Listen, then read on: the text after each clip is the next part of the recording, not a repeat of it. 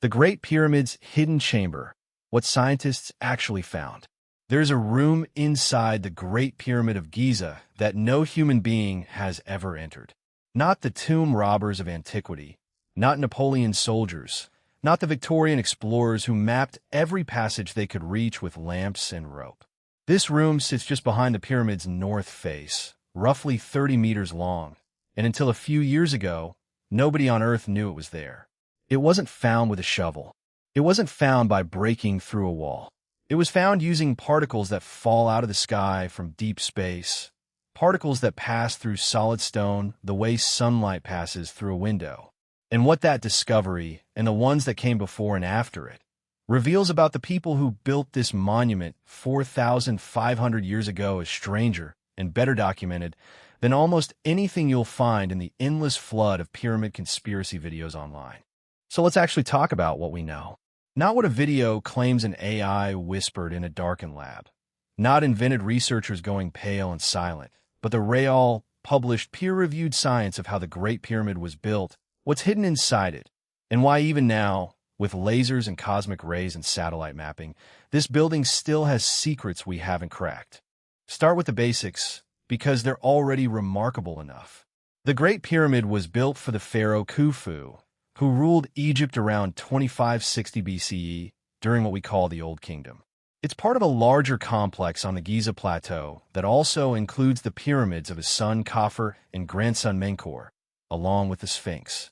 For most of the last century, the dominant public image of pyramid construction was slaves under the whip, a story cemented by Hollywood more than history. That image is wrong, and we know it's wrong because archaeologists actually found the builders. In the 1990s, teams working southeast of the pyramids uncovered an entire town, bakeries capable of feeding thousands, breweries, bunkhouses, and a burial ground for workers, some of whom were treated with enough care and honor to suggest they were respected laborers, not slaves. The workforce appears to have been made up largely of Egyptian farmers, conscripted or rotated in during the months when the Nile flooded their fields and left them without work. They left their names behind, too, scrawled in red paint on blocks deep inside the pyramid structure. Crew names like Friends of Khufu, graffiti that nobody was ever meant to see because it was sealed away the moment the stones were set in place. That graffiti is one of the most quietly powerful pieces of evidence we have. It wasn't planted for tourists. It was a work crew signing their names on the job, the same instinct that makes people carve initials into a park bench, except this bench turned out to last 45 centuries. Then there's the matter of how the stone actually got there. And this is where one of the genuinely spectacular discoveries of the last 15 years comes in. In 2013, a French-Egyptian archaeological team excavating at Wadi al-Jarf, a Red Sea harbor site, uncovered a set of papyrus fragments in a cave used for storage. They turned out to be the oldest inscribed papyri ever found in Egypt, and among them was something extraordinary. The day-by-day logbook of an official named Mirror, who led a team of about 40 men transporting limestone blocks by boat from the quarries at Tura, across the Nile, to the construction site at Giza. Mirror's diary reads like an ancient time sheet. It records specific days, specific trips, the names of overseers, the delivery of stone to a site the text calls Ake Khufu, a name closely tied to the Great Pyramid itself. This is not myth, not speculation, not a machine inferring a story from geometry. It's a literal work record written by a man who was there, describing ordinary logistics. Load the boat, sail the canal, unload the stone, do it again tomorrow. It's one of the closest things archaeology has to a construction diary for one of the 7 wonders of the world, and it confirms in mundane bureaucratic detail exactly the kind of organized, state-run labor system historians had already pieced together from other evidence. Now, the harder question, the one that keeps this monument endlessly fascinating even to people who've spent their whole careers studying it. How do you take 2.5 million blocks of stone, some of them multi-ton granite beams hauled from a quarry hundreds of miles away, and stack them into a structure 146 meters tall, with a base so level that its 4 corners differ in height by only a few centimeters across an area larger than several football fields? How do you align that structure to true north with an error of only a few arcminutes, without a magnetic compass, using nothing but careful observation of the stars? These aren't exaggerations dreamed up by mystery channels. They're measurements confirmed by modern surveys, and they represent a genuinely staggering feat of ancient engineering.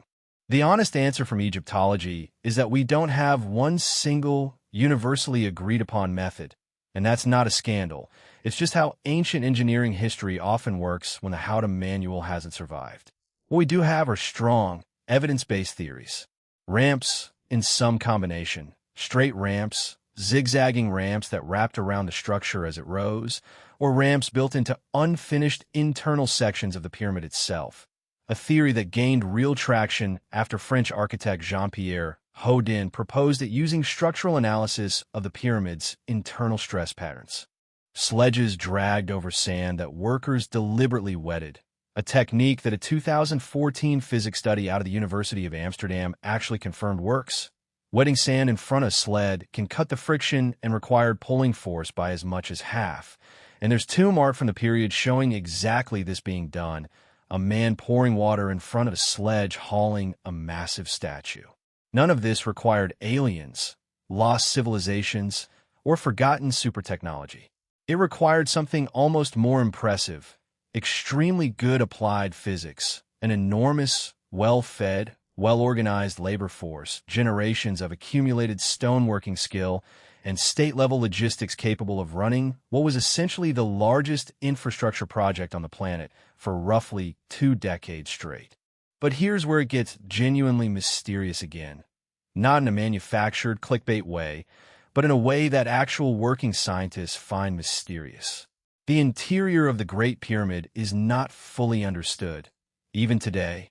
Above the king's chamber sit 5 stacked compartments of massive granite beams, called relieving chambers, engineered specifically to redistribute the crushing weight of the stone above, so it doesn't collapse the chamber below. A real structural solution to a real physics problem, discovered by the explorers who first tunneled into that space in the 1830s. And for over a century, that was believed to be essentially the whole internal story. A descending passage, an ascending passage, the Queen's Chamber, the Grand Gallery, the King's Chamber, and those relieving compartments above it.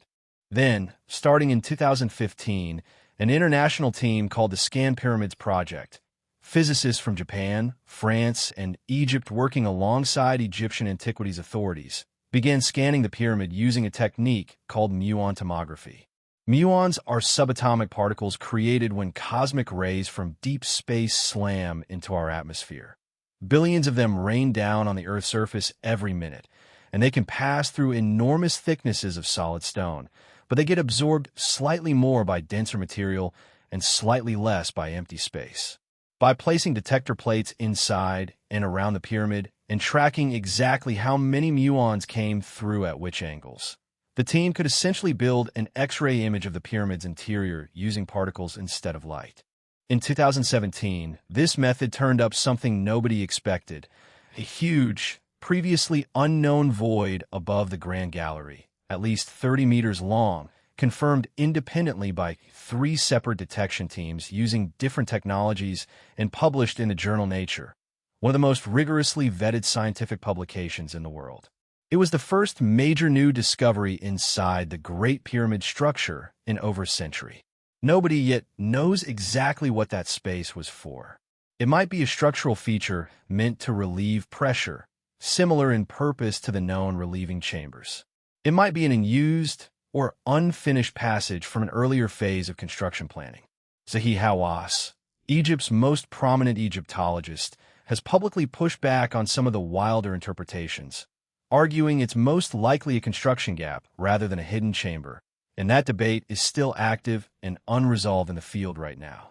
Then, in follow-up work published in 2023, the same team used more refined muon measurements and a tiny endoscopic camera threaded through an existing gap to confirm a second, smaller void near the pyramid's north face, a corridor about 9 meters long, sitting right behind a distinctive chevron-shaped stone feature visible from outside. That corridor has since been examined further using ground-penetrating techniques, and researchers are still debating what it connected to and why it was sealed. This is real, ongoing, unresolved science. Nobody is claiming to know the final answer. That uncertainty is not a cover-up. It's just what the frontier of archaeology actually looks like when you're dealing with a building this old, this enormous, and this deliberately sealed. It's worth pausing on why this matters, because it cuts against the entire premise of most viral pyramid content. You'll see videos claiming ancient satellite-precise global alignments between the pyramids and sites on other continents, hidden messages about the end of the world, mathematical constants like pi, or the golden ratio deliberately encoded into the architecture as proof of a lost supercivilization. Some of these claims, like the pyramid's proportions producing a rough approximation of pi, have a much simpler, well-documented explanation. Ancient Egyptian builders very likely measure horizontal distances using a wheel or drum of known circumference, rolling it out and counting rotations. If you build a structure using rolling measurement, a ratio resembling pi appears in your proportions automatically as a side effect of the method, not as evidence of advanced mathematical theory. Egyptologists have also pointed out that many of these amazing coincidences evaporate once you check the actual numbers carefully rather than rounding generously in your favor, or once you realize you can find matching ratios almost anywhere if you're allowed to pick which units and which distances to compare. That doesn't make the pyramid less impressive. It makes it impressive for real, verifiable reasons, instead of manufactured ones. The genuinely remarkable truth about the Great Pyramid is that we don't need to invent a hidden global network or a forgotten Ice Age civilization to be amazed by it. Consider what we know for certain. A Bronze Age society, using copper tools, wooden sledges, ropes, and human muscle, quarried, transported, and assembled 2.3 million blocks of stone, some weighing as much as 16 tons, into a structure so precisely leveled and so accurately aligned to true north that modern engineers still study how they pulled it off. They did this while running a logistics operation sophisticated enough to feed, house, and organize a rotating workforce of thousands, complete with its own bakeries and medical care for injured laborers, evidence for which come from skeletal remains showing healed fractures that were clearly set and treated. They left behind their own paperwork in Mirror's logbook, describing the mundane grind of hauling stone that would end up part of one of the most famous buildings in human history. And more than 4,000 years later, we are still finding new spaces inside that building using physics its builders could never have imagined, cosmic particles created in supernovae light years away, filtering down through solid granite to reveal secrets that thermal cameras and sonar and human eyes missed for 100 years of careful exploration. None of that requires a lost super-civilization or a machine oracle to make it awe-inspiring. If anything, stripping away the invented mysteries makes the real story more impressive, not less, because every part of it is something actual human beings did, with the tools and knowledge of their own time, leaving behind a structure so well-engineered that we're still using 21st century particle physics to map what's inside it. The unanswered questions that remain: what those newly discovered voids were actually for, exactly how the largest blocks were maneuvered into place, what internal ramp system, if any, was used in the upper courses. Those are real, open questions being worked on right now by real archaeologists and physicists, using real data published in real journals, debated in real disagreements like the one between the Scan Pyramids team and more traditional Egyptologists. That's what actual scientific mystery looks like.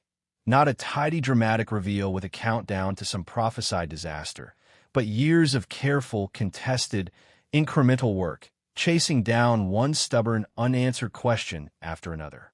So if you want the honest version of what scientists actually found when they pointed new technology at the Great Pyramid, here it is. They found a hidden 30-meter void that we still don't fully understand, confirmed by cosmic ray particles and published in Nature. They found a 9-meter corridor behind a mysterious carved chevron on the north face. They found the actual diary of a man who hauled the stone. They found the town where the builders lived, ate, and were buried with honor. And they found again and again that the true story of how this monument was built is not a story about what we've forgotten. It's a story about how much a determined, organized, remarkably skilled ancient society could accomplish with nothing more than stone, rope, water, the stars overhead, and about 20 years of relentless, coordinated human effort. That's not a lesser story than the one about lost civilizations and secret codes. It's a better one because it's actually true, and we're still, right now, in the middle of uncovering the rest of it.